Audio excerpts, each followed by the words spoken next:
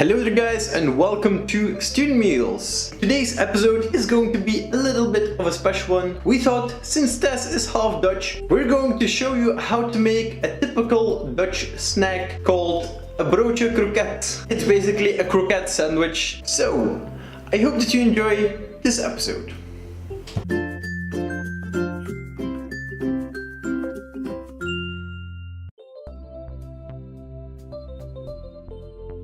So what you'll need is one croquette, or as many as you're going to make. I've bought these croquettes that you can put in the oven. Pretty easy, pretty delicious. You can also use any kind of croquette you like, but this is the most traditional one. One slice of brown bread. Typically this snack is made with white buns, but brown bread is also sometimes used. Mustard and a small handful of chopped up parsley. So this is it. This is all you need for a croquette sandwich. But as a side, I'm going to make a small salad just to fool myself that I'm eating healthy. Alright, let's do this. First I'm going to fry my croquette in the oven for about 14 minutes. While the croquette is being prepared, I'm going to toast the bread.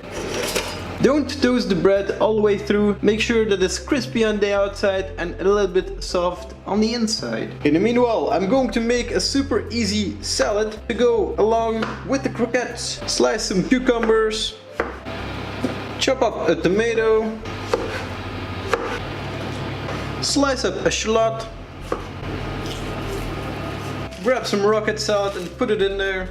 Of course, a salad without a dressing is not a salad, except it is. You can just put some olive oil in there and season it with some salt and some pepper.